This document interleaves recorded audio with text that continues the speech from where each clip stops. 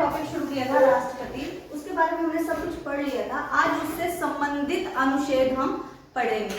मुनीष क्या हो गया, दिख नहीं रहा है पीछे?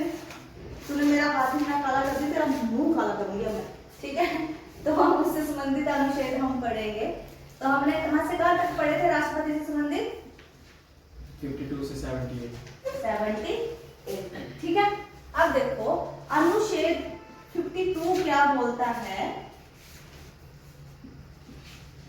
राष्ट्रपति का पद, राष्ट्रपति का पद। अब मैं आपको सीधा बताऊंगी क्योंकि मैं सब कुछ समझा चुकी हूँ आपको ये डिटेल में, ठीक है? और हमारे पास आर्टिकल अनुच्छेद 53 क्या बोलता है? कार्यपालिका शक्तियां, राष्ट्रपति की कार्यपालिका शक्तियां, जो कि हम कल पढ़ चुके हैं, ठीक है? उसके बाद है हमारे पास 54 निर्वाचन मंडल, निर्वाचन मंडल। कौन कौन से सदस्य होते हैं राष्ट्रपति के निर्वाचन मंडल में? राष्ट्रपति के निर्वाचन मंडल में संसद के दोनों सदनों के कौन से सदस्य? लोकसभा। अरे कौन से सदस्य? उसके जो अध्यक्ष दिल तो कर रहा है ना, अध्यक्ष होते हैं, तेरे गला दबा लो सच में। मैम संसद के निर्वाचक सदस्य। हाँ, और नोटबुक खुल गई तो फिर तो बोलेगा ही बोलेगा। और कौन होते हैं? सच में बेटा, तेरे को अंग्रेज ऐसे ही नहीं बोलते, दिमाग भी तूने वो अंग्रेजों वाला ही पाया है। कौन से होते हैं?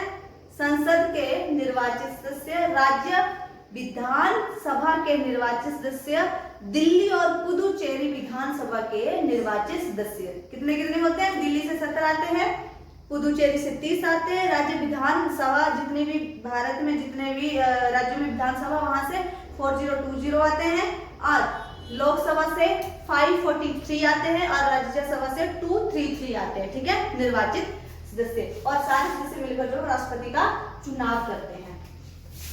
आगे है आर्टिकल अनुच्छेद 55 निर्वाचन की पद्धति।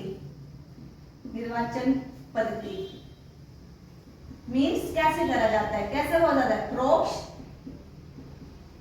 अप्रत्यक्ष, ठीक है, या फिर गुप्त। क्योंकि हम आप जो है वो इसके चुनाव में भाग नहीं लेते हैं, राष्ट्रपति के चुनाव में हम भाग नहीं लेते, हमारे द्वारा चुने हुए सदस्य जो उसमें भाग लेते हैं, जैसे MLA MPs, ठीक है? आगे है आपका आर्टिकल 56 राष्ट्रपति का कार्य काल। राष्ट्रपति का कार्यकाल कितना होता है? राष्ट्रपति का कार्यकाल 5 वर्ष। 5 वर्ष। अगर राष्ट्रपति 2.5 साल के बाद मर जाए तो राष्ट्रपति उसका संभालेगा। राष्ट्रपति मर गया तो कौन सा? उपराष्ट्रपति। कितने टाइम तक? 6 महीने, मैक्सिमम 6 महीने तक। और उन 6 महीनों में चुनाव कराना जो है वो जरूरी होता है, ठीक है? आगे आता है आर्टिकल 57 पुनः निर्वाचन, यानी कि एक व्यक्ति राष्ट्रपति के पद पर कितनी बार निर्वाचित हो सकता है? एक ही व्यक्ति राष्ट्रपति पद के लिए कितनी बार निर्वाचित हो सकता है? यहाँ तो बोल देना तुम।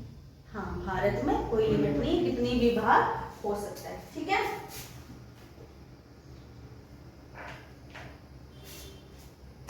ठीक है, यहाँ पे है क्या है? योग्यताएं, जो मैंने बता दिया था, क्या क्या योग्यताएं होनी चाहिए? भारत का नागरिक होना चाहिए, 35 वर्ष उम्र होनी चाहिए, लोकसभा सदस्य चुनने के लिए वो फिट होना चाहिए, है ना, अवैध तो होना चाहिए। और 59 में क्या है? योग्यताएं, सॉरी शर्तें, पद की शर्तें, यानी कि संसद के किसी सदन का सदस्य नहीं होना चाहिए, लाभ के पद पर नहीं होना चाहिए, वो सारी चीजें पद की शर्तें, ठीक है? और अनुच्छेद 60 में क्या है? उसका शपथ। और कौन दिलाता है उसको शपथ? सुप्रीम कोर्ट का महान्यायवादी। हाँ भाऊ, तेरा मां न्यायवादी, तुम न्यायाधीश, मुख्य न्यायाधीश, CJI मुख्य न्यायाधीश इंडिया का, CJI chief justice of India. कौन है इस टाइम पे? Chief justice of India, Shrimati Draupadi Murmu को शपथ किसने दिलवाई है? राष्ट्रपति बोलो बोलो जल्दी। हमारी राष्ट्रपति कौन है? द्रौपदी मुर्मू। उपराष्ट्रपति कौन है? कल परसों भी बताया था। मैं नहीं बताऊंगी अब, मेरी शक्ल देख ले, यहाँ लिखा नहीं है। जगदीप कौन है? कौन है? कौन है भाई? बता दे, अंग्रेज बता दे, कौन है? राष्ट्रपति और राष्ट्रपति कौन है? द्रौपदी मुर्मू। श्रीमती किसने लगाना है ने? और मुख्य न्यायाधीश कौन है भारत का? कल पढ़ के आओगे, लिखवाया है पीछे, ठीक है? कल क्या वाली क्लास में? हाँ कल वाली क्लास में? हाँ, कल वाली क्लास में, कल भी क्लास लगनी है संडे में। कल मैं नहीं था। कल नहीं बताया है? कल बताया था। 61 में क्या है? महाभियोग। बता दिया था क्यों लगता है महाभियोग? बता दिया। कल वाली क्लास में नहीं तो परसों वाली क्लास में बताया था महाभियोग क्या होता है, आप बताओ। बेटू जी, टीचर भी कभी आपकी तरह ऐसे ही चेयर्स में या बेंच में बैठे होते तो उनको पता था कि हम शरारती थे तो ये भी शरारती हैं, और तुम्हारी शरारतों को टीचर बड़ी ही अच्छी तरह से जानते हैं, स्पेशली तुम्हारी अंग्रेज, ठीक है? सुधर जा, सुधर जा, सुधर जा, नहीं तो पता भारत से निकाला जब मिलेगा ना तुझे। अंग्रेजों को कैसे निकाला था? भारत से। क्यों भाई? जी ब्लैक शर्ट है ना जी मैम, निकालना चाहिए ना इसको। मैं नहीं निकाल सकता भाई, है ना फिर भी कुछ ज्यादा प्यार नहीं आ रहा है, वीडियो बन रही है इसलिए या वैसे ही? ऐसे ही। ऐसे भी आता है?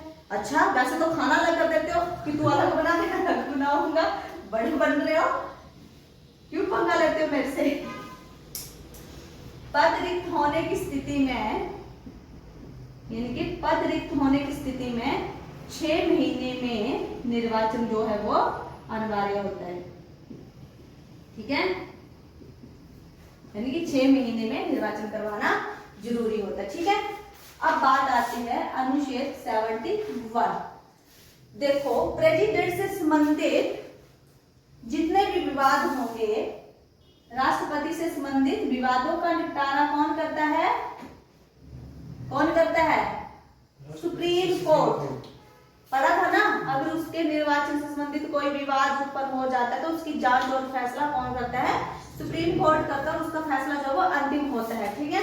आगे आता है आर्टिकल, और तेरे बड़ा लंबा हो गया, 72, इसमें क्षमादान की शक्ति है, ठीक है?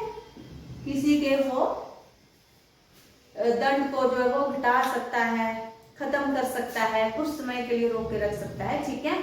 आगे पढ़ते हैं हम। राष्ट्रपति की आपातकालीन शक्तियां कौन कौन सी बताई थी? आपातकालीन शक्ति में क्या क्या था? हाँ सर, पहले सुना। और कालीन राष्ट्रपति शासन शक्तियां मैं स्टेप बाइज करवाती, सीक्वेंस में करवाती, मुझे वैसे बोला ना तो बिल्कुल बड़े बड़े हाल से। सबसे पहले क्या करवाया था? राष्ट्रीय आपातकाल, राष्ट्रीय आपातकाल, नेशनल इमरजेंसी, आपात। अनुच्छेद कहाँ था ये? 352। सेकंड बताया था राष्ट्रपति शासन, 356 शासन, अनुच्छेद 356। थर्ड बताया था वित्तीय आपात, ये बताया था अनुच्छेद 360, ठीक है? अब पढ़ते हैं जो हमारा राष्ट्रपति शासन है उसके बारे में। कब लगता है? कारण क्या होते हैं? युद्ध, बाहरी आक्रमण, या फिर सशस्त्र विद्रोह।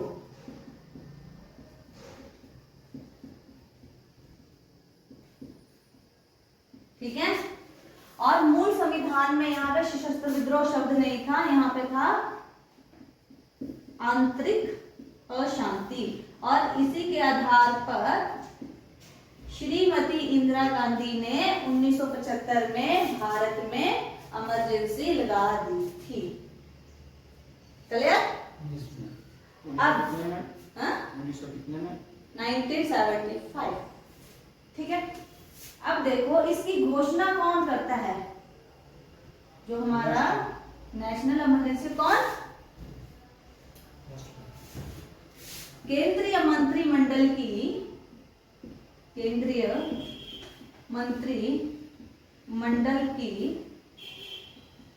लिखित सलाह पर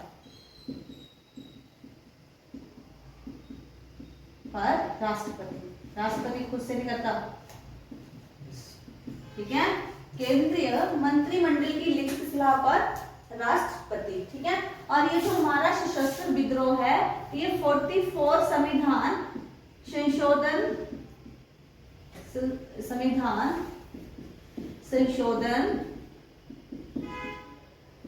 1978 में जोड़ा पहले गया था, आंतरिक अशांति थी। और ये घोषणा भी 44 संविधान संशोधन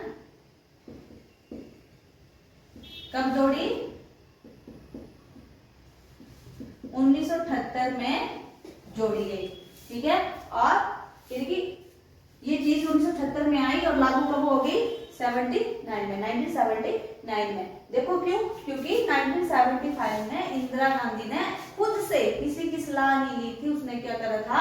राष्ट्रीय आपातकाल की घोषणा कर दी थी आंतरिक अशांति के आधार पर। ठीक है, अब अवधि क्या होती है इसकी? कितने टाइम तक राष्ट्रीय आपातकाल रह सकता है? अनंत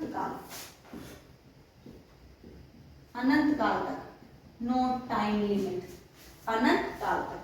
अनुमोदन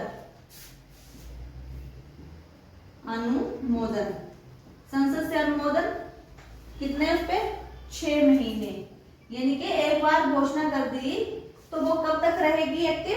6 महीने तक। और दोबारा से आपातकाल लगाना तो दोबारा से वो इसकी ये सारी चीजें जो दोबारा से रिपीट हो जाएगी, यानी कि एक बार घोषणा करने से 6 महीने तक इमरजेंसी रह सकती है। और प्रभाव क्या पड़ते हैं कि जब राष्ट्रीय आपातकाल लगा होता है तो केंद्र जो वो राज्य के संबंध में कानून बना सकती है। 20 और 21 को छोड़कर, अनुच्छेद 20 और 21 को छोड़कर सारे के सारे जो मौलिक अधिकार है वो निलंबित हो जाते हैं। जो हमारा 19 आर्टिकल है वो भी निलंबित हो जाता है। क्लियर होगी ये चीज? अब नेक्स्ट करते हैं राष्ट्रपति शासन।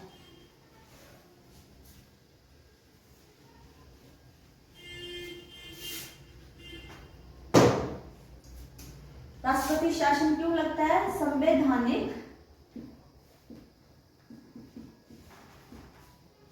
तंत्र विफल होने पर, यानी कि अकॉर्डिंग टू संविधान जो है उसके काम नहीं हो रहा है, कोई चीज प्रॉब्लम क्रिएट कर रही है तो लग जाता है। ठीक है, और इसकी घोषणा कौन करता है? इसकी घोषणा? राज्यपाल के लिखित प्रतिवेदन पर, यानी कि लिखित सलाह पर कौन करता है?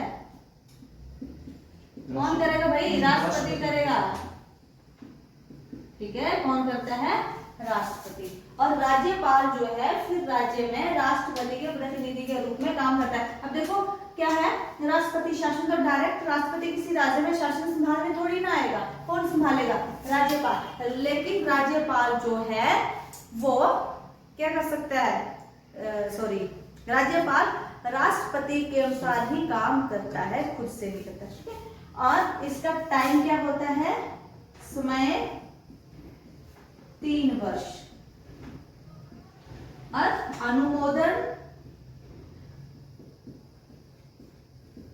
2 महीने। हाँ, दोबारा से स्वीकृति लेनी पड़ेगी ना। क्या? मतलब एक बार घोषणा हुई तो 2 महीने तक वो घोषणा रहेगी, उसके बाद वो घोषणा ऑटोमेटिकली खत्म हो जाती है। अगर फिर से आपातकाल लगाना तो फिर से वो घोषणा दोबारा से प्रोसेस शुरू करना होता है। ठीक है, अब लास्ट है हमारा वित्तीय आपातकाल। 360 में अभी तक कभी लगा ही नहीं है, कभी नहीं लगा है। ठीक है, राष्ट्रीय आपातकाल अभी तक जो है वो 3 बार लगा है। कब कब लगा है? कब कब कब लगा है? कब कब लगा है? भाई हिस्ट्री के स्टूडेंट होकर नहीं बताओगे तो मैं नहीं बताऊंगी। अच्छा 2 बार मैं बताती हूँ, एक बार आप बताना। 62 1935 85 में क्या हुआ था? 62 70 1 और 75 तीनों बार बता दिए यार। 62 जब चाइना ने हम पे आक्रमण किया था, ठीक है। 1971 जब पाकिस्तान ने हम पे आक्रमण किया था, और 1975 जो अभी बताया इंदिरा ने आंतरिक अशांति के आधार पर लगाया था। ठीक है, और इसकी तो गिनती नहीं है, ये तो स्टेट में कितनी बार लगा होगा, सबसे ज्यादा पंजाब में लगा है और ये अभी तक कभी लगा ही नहीं है। क्लियर होगी चीज? तो ये था राष्ट्रपति से रिलेटेड छोटा सा लेसन। ठीक है, पाठ जिसको बोलते थे ना, छोटे बच्चे होते थे पाठ।